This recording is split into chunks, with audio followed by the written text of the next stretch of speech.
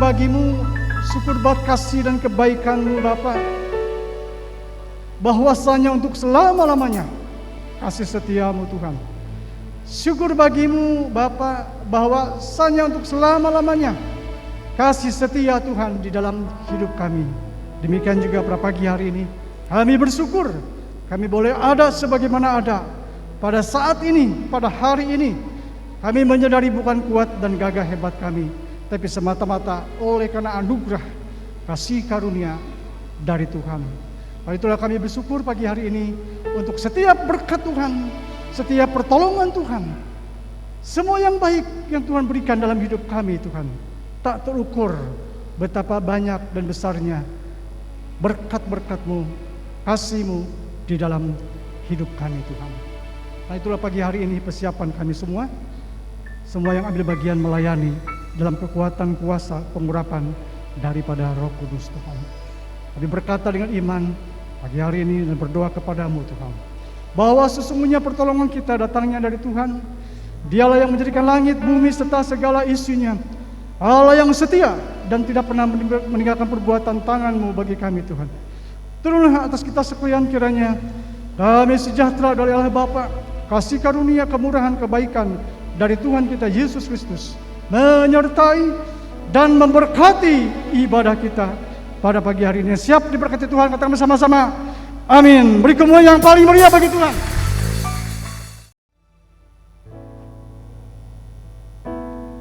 Ada tempat yang mulia, anugerah-Mu tercurah, Kau berikan hidup-Mu sebagai ganti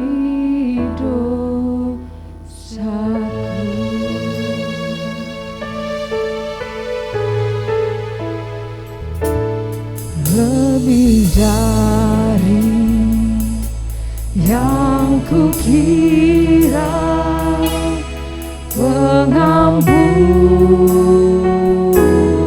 yang kuterima, kasih Yesus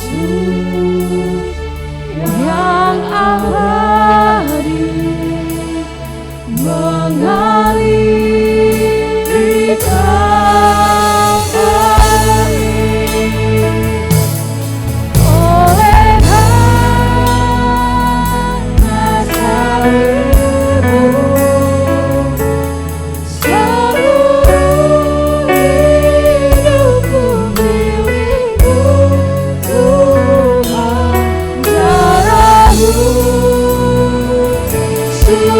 sucikanku, kuasa salib-Mu pulihkanku. Terima kasih Tuhan. Oh Yesus, terima kasih. Lebih dari yang kukira, pengampunan yang kuterima, kasih Yesus yang abadi mengalir di kami. Oleh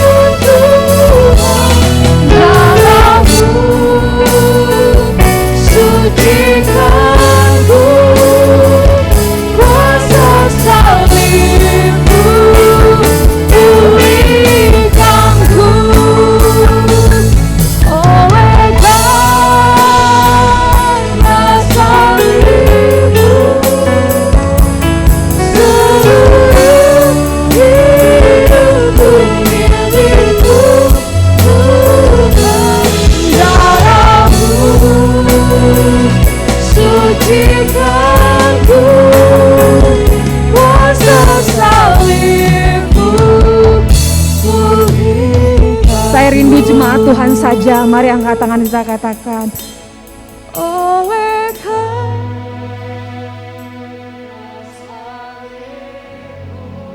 terima kasih Yesus karena salib-Mu. Hidup kami lebih berarti Tuhan.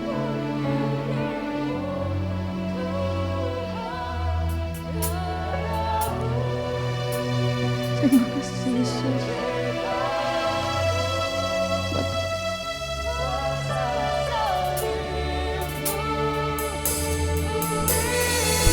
Terima kasih Yesus oleh darah.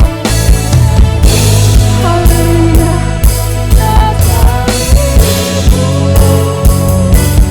Seluruh hidup milik-Mu Tuhan, darah-Mu sucikanku, kuasa salib-Mu pulihkanku.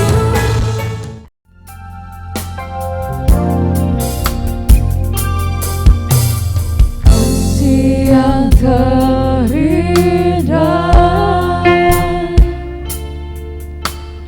hati yang mulia, hanya ku temukan di dalam-Mu, Yesusku. Pujian dari hatiku, selalu di setiap waktuku,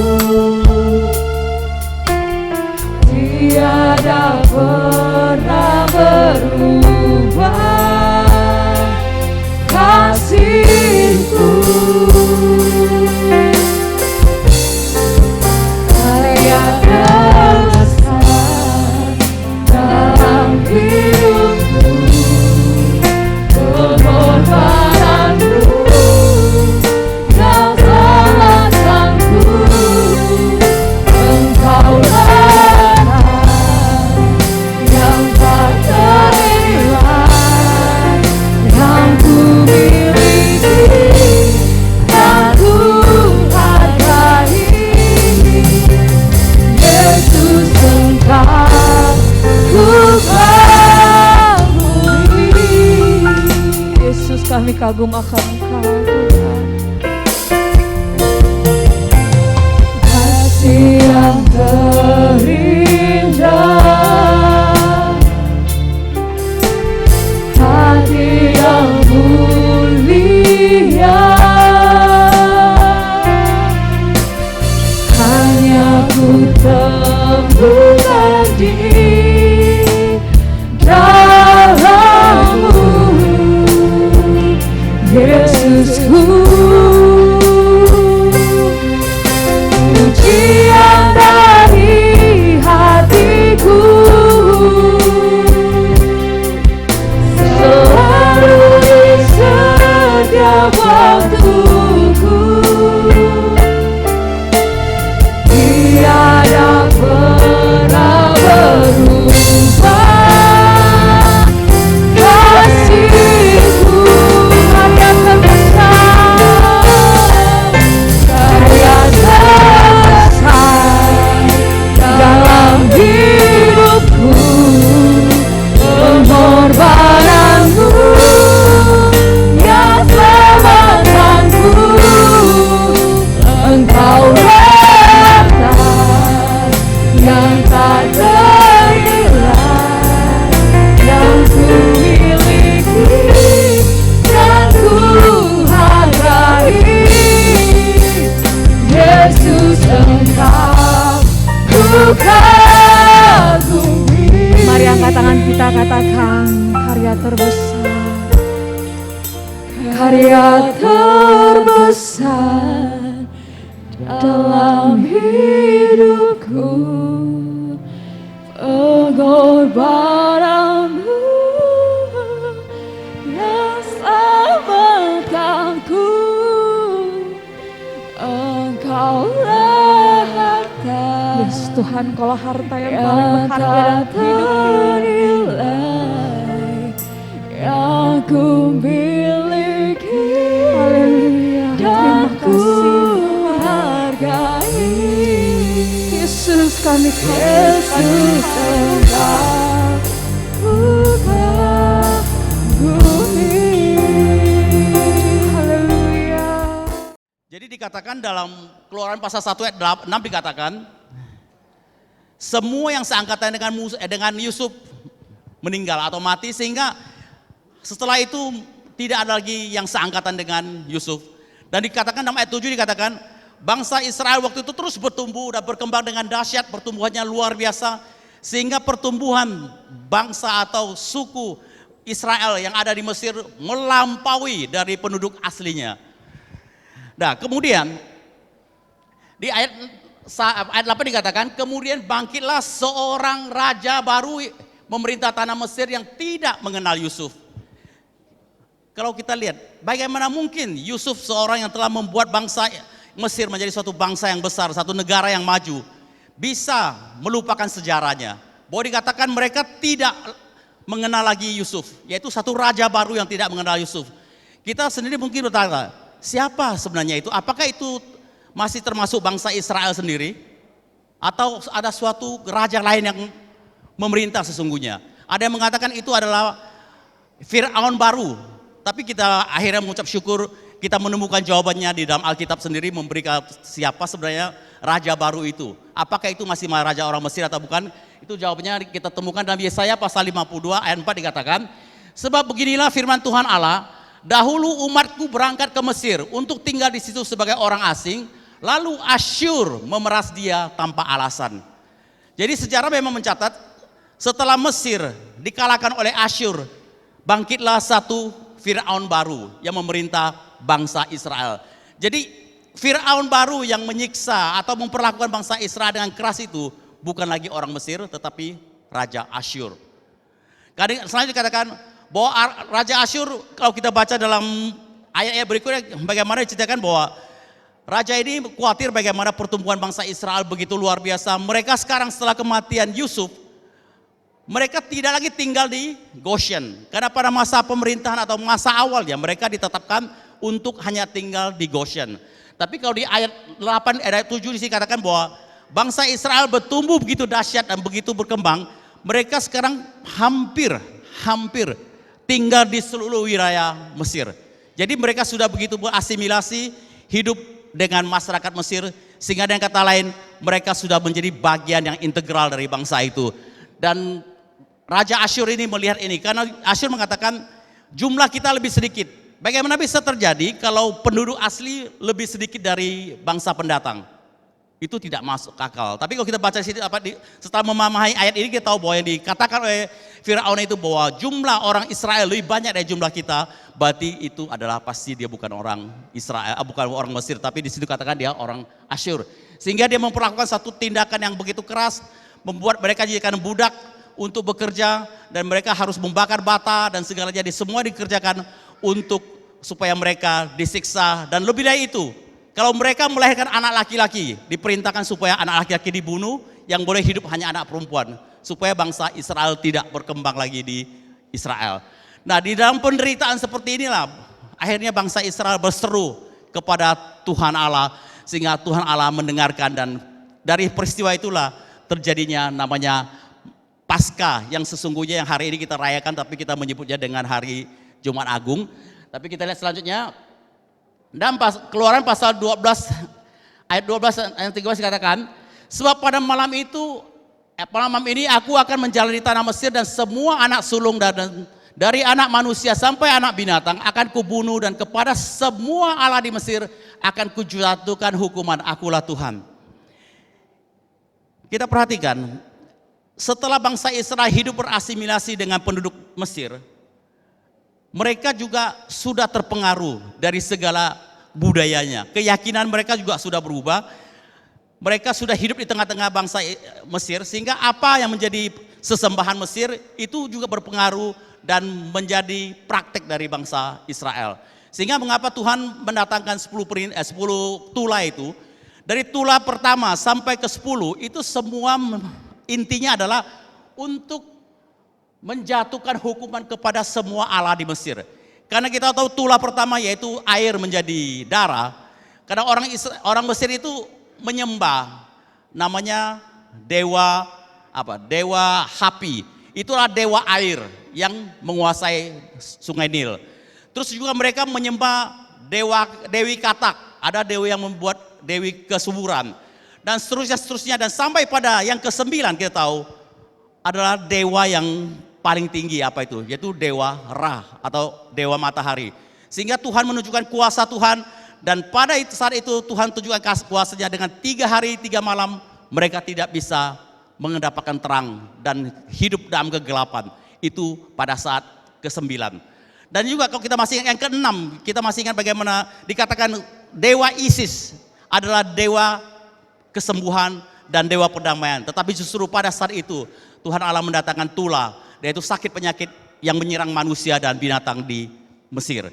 Dan yang terakhir, Tuhan katakan yang ke-10, Tuhan akan menjalani tanah Mesir, di mana di situ dia akan menghukum, menjatuh hukuman kepada semua anak manusia dan binatang yang ada di situ. Di ayat 13 dikatakan, dan perintah tadi di ayat pertama dikatakan, dan darah itu menjadi tanda bagimu pada rumah-rumah di mana kamu tinggal. Apabila aku melihat darah itu, maka aku akan lewat daripadamu, jadi tidak akan ada Tula kemusnahan di tengah-tengah kamu.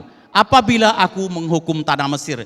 Jadi perintahnya hanya satu, Tuhan perintahkan pada malam untuk Tula ke-10, Tuhan perintahkan supaya setiap rumah orang Israel diberi tanda darah. Dan tanda darah itu menjadi satu tanda, menjadi satu katakanlah senjata atau tanda bagi Allah yang tidak akan mengirim malaikat maut untuk masuk menulahi atau mengambil nyawa anak sulung manusia maupun anak sulung binatang. Terus di situ ayat Keluaran pasal 12 itu juga katakan, kemudian dari darahnya haruslah diambil sedikit dan dibubuhkan pada kedua tiang pintu dan pada ambang atas pada rumah-rumah di mana orang memakannya. Satu pertanyaan, kenapa darah itu harus dioleskan di ambang pintu dan kedua tiang pintu? Kenapa tidak di daun pintu? Kenapa tidak di jendela? Pernah kita berpikir kenapa harus di tiang pintu dan juga di ambang atas? Kan lebih praktis taruh di pintu aja. Nah, untuk memahaminya nanti kita akan explore lebih jauh. Nah, untuk berikutnya kita akan sebelum ini kita akan menyaksikan satu video klip yang menggambarkan apa yang kami sampaikan dari ayat tersebut dalam satu video klip yang mungkin bisa membuat kita lebih memahami peristiwa tersebut. Mari kita mainkan video klipnya. Silakan di-on-kan.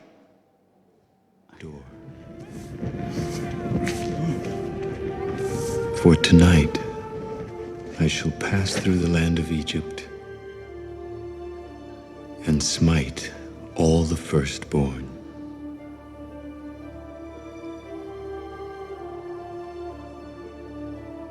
But when I see the blood upon your door,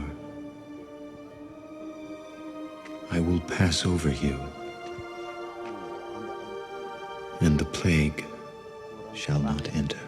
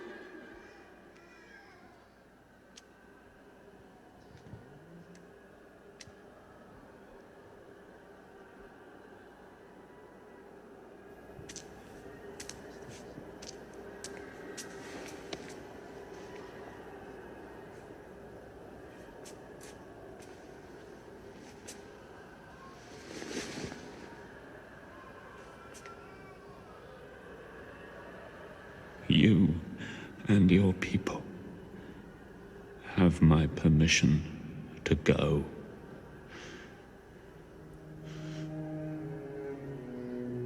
Leave me!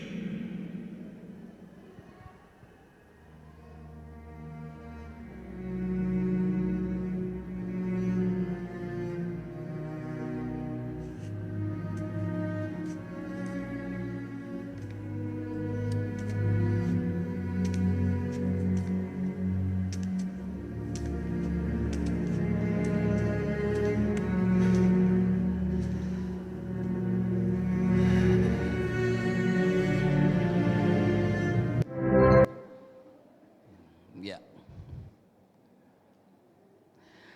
Nah, tadi video klip ini mungkin bisa membantu imajinasi kita untuk memahami peristiwa malam Tula ke-10 tersebut. Sehingga kita lihat malaikat maut mendatangi setiap rumah, tetapi pada rumah di mana di situ di ambang atas dan kedua pintunya, itu tiang pintunya ada darah anak domba, itu akan dilewati. Sehingga semua orang yang di dalam rumah itu, baik itu orang yang takut seperti ibu dan kedua anaknya dengan penuh rasa takut dan khawatir, maupun seperti dalam keluarga Musa, mereka dan tenang saja, baik itu kondisinya percaya atau orang yang berdosa atau orang benar, tetapi selama mereka mengolesi rumahnya dengan darah tersebut, mereka semua diluputkan. Nah, untuk memahami mengapa itu darah ada di tiang pintu dan di ambang atas, kita harus memahami pada berikutnya, yaitu ada 5 unsur yang menandakan eksistensi seorang setelah mati menurut budaya Mesir. Jadi namanya budaya itu kalau dalam bahasa Indonesia itu dari kata bahasa Sanskerta, berasal dari kata budi atau akal budi. Jadi akal budi kita berkembang sehingga itu bisa diaplikasikan atau dipraktikkan dalam bentuk 3 hal. Yaitu pertama, budaya itu dapat kita nilai ada dari 3 unsur. Pertama yaitu apa? Sandang. Budaya suatu bangsa dapat kita nilai dari sandang atau baju yang dipakai. Kedua, pangan. Jadi makanan apa yang boleh dimakan, apa yang tidak boleh dimakan. Dan yang ketiga adalah papan. Jadi suatu suku budayanya apa bisa kita lihat dari papannya atau rumahnya. Nah, untuk kita memahami bangsa Mesir, mereka di situ ada 5 unsur yang menjadi kepercayaan mereka. Kenapa? Budaya itu dari kata, kalau tadi bahasa Indonesia dari kata budi, tadi dalam bahasa aslinya ada dari kata culture atau kultus atau penyembahan. Jadi budaya itu adalah muncul dari apa yang dia sembah. Apa yang disembah akan membuat dia mempraktekkan dalam kehidupan dia. Kalau yang disembah itu satu Allah yang dalam tanda kutip yang jahat, itu akan termanifestasi dalam kehidupan umatnya. Kalau Allahnya adalah Allah yang kasih, itu pasti termanifestasi juga dari kehidupan umatnya dalam bentuk budaya yang dipraktekkan dalam hidup ini. Jadi sehingga dengan kata untuk memahami kultur atau culture, dan kata kultus atau penyembahan, itu akan teraplikasi dalam kehidupan sandang, pangan, dan papan. Nah, untuk memahami yang bangsa Mesir kita lihat itu ada 5 unsur. Unsur pertama adalah tubuh. Jadi orang Mesir mempunyai kepercayaan setiap orang Mesir setelah mati dia masih ada kehidupan berikutnya. Tetapi untuk menjamin eksistensi kehidupan berikutnya di alam fana itu tetap ada, syarat pertama mereka harus bisa memelihara tubuhnya. Maksudnya tubuhnya tetap harus ada eksis. Maka dengan itu mereka akan membuat mumi. Jadi tubuh yang sudah mati, mayat itu mereka kremasi, dibuat sedemikian rupa sehingga tidak akan lapuk, tetapi sampai kapanpun akan terbentuk wujud tubuh yang utuh. Itu adalah kepercayaan orang Mesir. Tapi itu juga bagaimana dengan orang Israel? Oh, Israel juga melakukan mumi, tapi perbedaannya kontras. Kalau orang Mesir membuat mumi untuk mempertahankan tubuhnya supaya tidak hancur, tidak busuk. Tetapi kalau orang Israel, tradisi Israel, mumi itu kebalikannya. Orang Israel setelah mati, mereka akan dibalsem, dimumi juga. Tetapi tujuannya adalah supaya dengan cepat tubuhnya hancur. Setelah hancur yang tinggal ada tulangnya. Nah, setinggal tulang itu baru mereka kuburkan sekali lagi. Ini tradisi Israel. Karena itu kita bisa memahami kenapa pada waktu ada seorang yang mau mengikut Yesus, dia katakan, tunggu dulu. Tunggu aku menguburkan orang tuanya dulu yang sudah mati. Pertanyaannya, kenapa bisa begitu? Karena begini, kalau orang Israel setelah mati, mereka setelah dibalsem, mereka akan dimasukkan ke gua. Nah setelah itu tubuhnya hancur kurang lebih 1 sampai 2 tahun kemudian, baru tulang itu dikumpulkan lagi, dimasukkan ke dalam kotaknya atau ada peti mati kecilnya, baru dikumpulkan dengan tulang-tulang leluhurnya. Itu ada tradisi. Jadi Tuhan katakan, biarlah orang mati menguburkan orang mati. Maksudnya apa? Karena orang muda itu setelah orang tuanya mati dibalsam dan ditaruh dalam gua, dia mau nunggu sampai 1 sampai 2 tahun setelah orang tuanya menjadi tulang, dimakamkan kembali. Tapi Tuhan katakan, itu bukan urusanmu lagi, itu urusan orang mati, jadi kamu ikut aku untuk saat ini. Itu untuk memahaminya. Nah sekarang yang kedua, unsur penting bagi orang Mesir adalah bayangan. Jadi shadow dianggap penting bagi orang yang sudah mati, bayangannya tetap ada, dianggap itu masih ada. Yang ketiga, energi hidup atau dengan kata K, atau dalam bahasa kita sehari-hari ada nafas hidup atau roh, mereka mempercayai itu. Yang ketiga, mereka mempercayai namanya jiwa yang butuh sifat karakter, ya. Dan yang terakhir yang paling penting, nama. Jadi orang Mesir setelah mati mereka akan mempertahankan namanya supaya namanya tetap eksis. Selama namanya eksis, rohnya, jiwanya, hidupnya di alam baka itu tetap ada. Nah, bagaimana caranya untuk supaya bisa mempertahankan namanya ada? Jadi tidak heran kita melihat bagaimana mereka menciptakan patung-patung, ya, menciptakan monumen-monumen, dari situ mereka mengukir namanya. Supaya apa? Menandakan eksistensi mereka, pentingnya nama. Nah, pertanyaannya mengapa nama penting?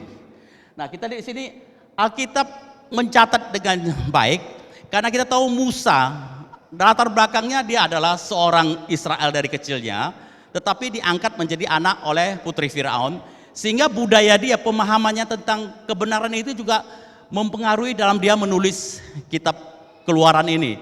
Jadi dia juga mementingkan namanya nama, sehingga kita lihat di sini dalam Keluaran pasal 1 ayat 15 katakan Raja Mesir juga memerintahkan kepada bidan-bidan yang menolong perempuan Ibrani, seorang bernama Sifra dan yang lain bernama Pua, katanya. Coba kita lihat di Alkitab, pernah nggak kita menemukan siapa nama Firaun itu? Tidak pernah. Dia hanya menyebut Firaun, tapi siapa namanya tidak pernah dicatat. Itu budaya yang dianggap, yang dipunyai oleh Musa, bahwa itu adalah orang yang tidak percaya, namanya tidak penting. Yang penting adalah orang yang percaya, seperti ini. Walaupun hanya bidan, namanya dicatat di Alkitab. Itu budaya yang juga membuat pikiran Musa melakukan hal itu. Dikatakan yang bernama Sifra dan bernama Pua. Kita lihat ayat berikutnya, kita lihat di sini Keluaran pasal 5 ayat 2 dikatakan, tetapi Firaun berkata, siapakah Tuhan itu yang harus kudengarkan firman-Nya untuk biarkan orang Israel pergi? Tidak kenal aku Tuhan itu, dan tidak juga aku akan membiarkan orang Israel pergi. Jadi karena Firaun tidak percaya kepada Tuhan, namanya tidak pernah dicatat. Nah sekarang pertanyaannya, kenapa harus di ambang pintu dan di atas, di kedua tiang pintu? Kita lihat, kita kembali ke ini dulu. Tadi kita tahu bahwa bangsa Israel sebelum mereka masuk ke Mesir, budaya mereka adalah suku bangsa nomaden. Apa itu nomaden? Nomaden adalah mereka yang tidak pernah punya rumah. Mereka tinggal di tenda-tenda, berpindah dan tidak punya rumah yang tetap. Tetapi sewaktu mereka masuk ke Mesir, ditempatkan di Goshen, mereka masih tinggal di tenda-tenda. Tetapi setelah Yusuf tidak ada, mereka sudah membaur dan bergaul dengan bangsa itu secara totalitas, dan mereka mulai tinggal di rumah. Kita lihat, dari kemah tinggal di rumah, terjadi perubahan budaya. Dari budaya yang tinggal di kemah, sekarang tinggal di rumah. Praktis, mereka membangun rumah juga mengikuti tradisi kebiasaan Mesir. Ini contoh juga terjadi bagi orang Tionghoa khususnya. Walaupun mengaku Kristen, tapi pada waktu bangun rumah, renov rumah, memperhatikan feng shui ini dan itu, berarti budaya dia masih terikat dengan penyembahan dia yang lama, sehingga tidak berani mengelanggar itu. Contohnya ini terjadi sama dengan orang Mesir. Mereka hidup, ya, mengaku percaya Tuhan, tetapi mereka sudah mengadopsi budaya lokal, sehingga itu terwujud dalam bentuk rumah yang mereka tinggali. Nah sekarang kita lihat, bagi orang Mesir, dalam sejarah membuktikan, para arkeolog membuktikan dan mencatat, sejarah Mesir juga mencatat, bahwa semua orang Mesir, baik itu waktu dia membangun rumah, baik itu rumah yang sederhana bagi orang miskin, maupun rumah orang yang maha kaya, itu bahannya pasti dari bata. Kenapa? Karena mereka memahami batu bata sifatnya temporer, nilainya tidak panjang, tidak kekal, itu melambangkan manusia hidup yang fana. Karena batu bata yang mereka bikin adalah batu bata yang diambil dari lumpur sungai Nil, dikeringkan di bawah matahari, bukan dibakar, sehingga itu dianggap itu sesuatu yang tidak punya nilai kekal. Jadi semua rumah dibangun, baik itu rumah orang kaya, rumah orang miskin, pasti dibangun dengan batu bata. Nah, kalau untuk yang kekal, misalnya kalau mereka membangun kuil, tempat sembahyang atau peti mati, mereka akan membuatnya dari batu. Kenapa? Karena batu dianggap mempunyai nilai kekal, daya tahannya lebih baik, sehingga dibandingkan dengan batu bata atau bata, batu mempunyai nilai yang lebih kekal. Nah, sekarang pertanyaannya, semua orang Mesir yang juga diadopsi oleh orang Israel, mereka membangun rumah, mereka membangun dengan batu bata. Tapi ada satu bagian rumah yang dibangun dari batu. Coba kita lihat di sini. Nah, kalau kita lihat ini contoh rumah orang Israel maupun para orang Mesir pada umumnya, mereka bangunnya semua pakai bata, di sini batu bata. Tetapi untuk tiang pintunya, kiri kanan dan ambang atasnya pasti dibuat dari batu.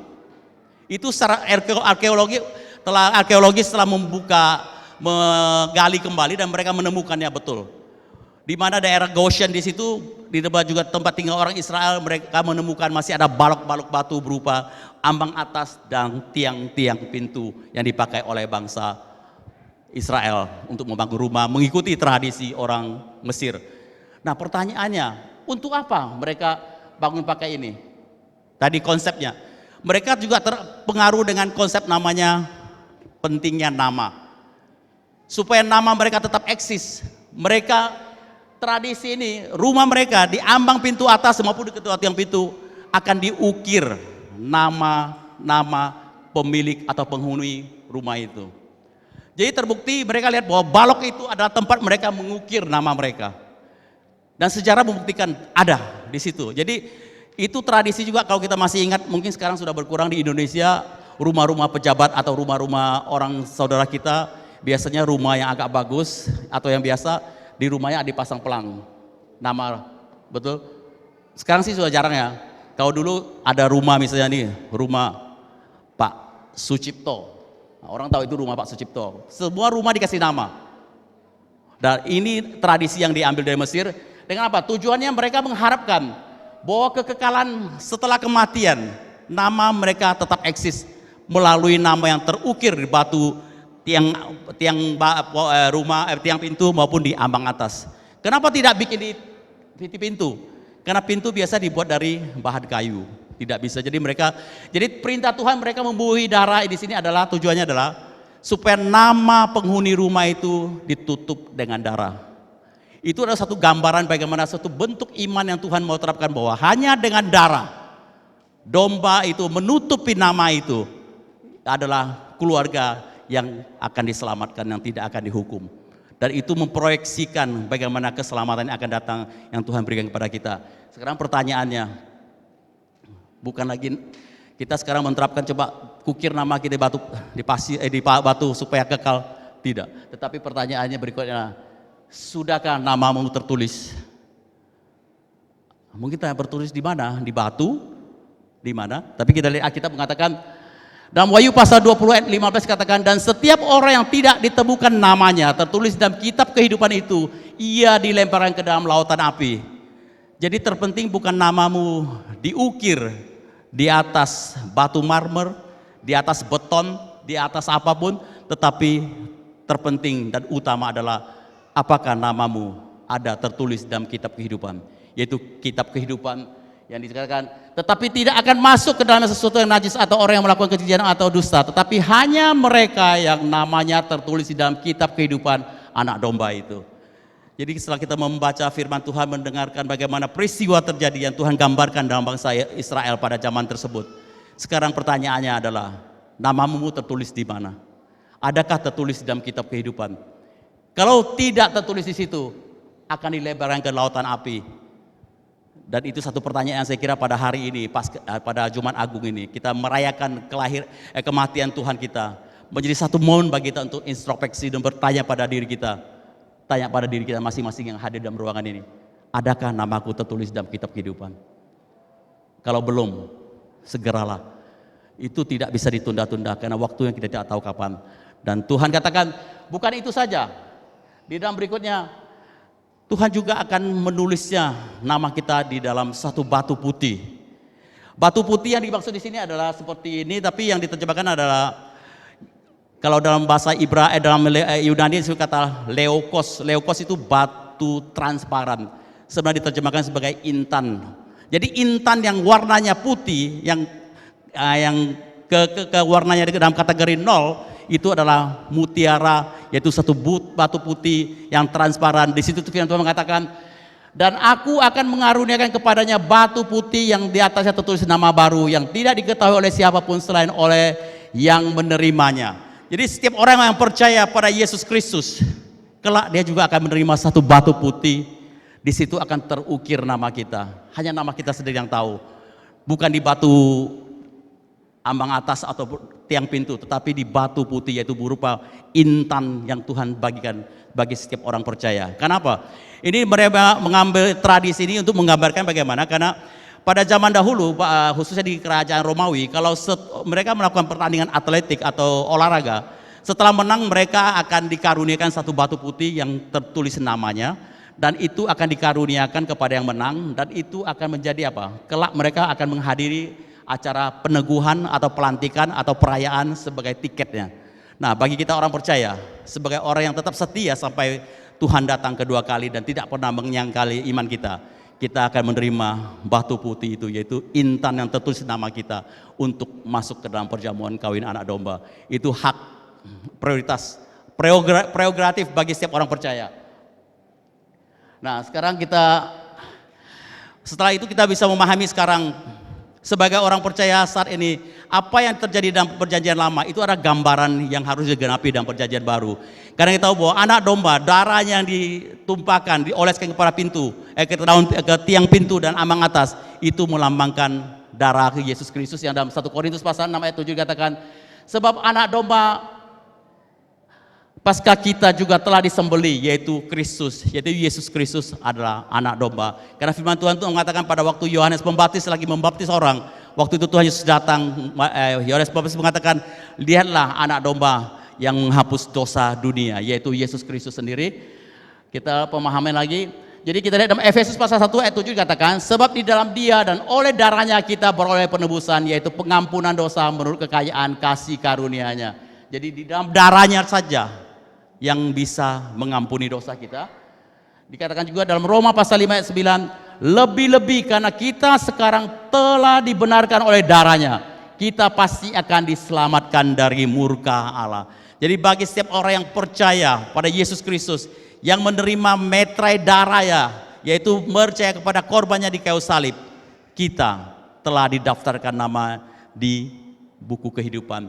Dan Tuhan katakan, kita pasti akan diselamatkan dari murka Allah, yaitu untuk penghukuman dunia yang akan datang. Sebagai orang percaya, jaminan sudah pasti iya dan amin. Setiap orang percaya pasti diselamatkan, dan itu adalah satu janji yang membuat iman percaya kita teguh di dalam Dia. Nah, pada pagi ini kita juga akan masuk dalam perjamuan kudus, karena kita tahu bahwa sebagai orang percaya dalam masa kehidupan kita menanti sampai pada penggenapan untuk pengangkatan tubuh kita, kita masih hidup di dunia. Dan selama hidup di dunia ini Tuhan katakan kita terus akan diselamatkan. Diselamatkan dari apa? Yaitu selamatkan apa? Tubuh kita dari sakit penyakit, jiwa kita dari ajaran yang salah, dan roh kita supaya harga diri atau wujud diri kita ini, keberadaan kita sebagai orang percaya tetap terjaga.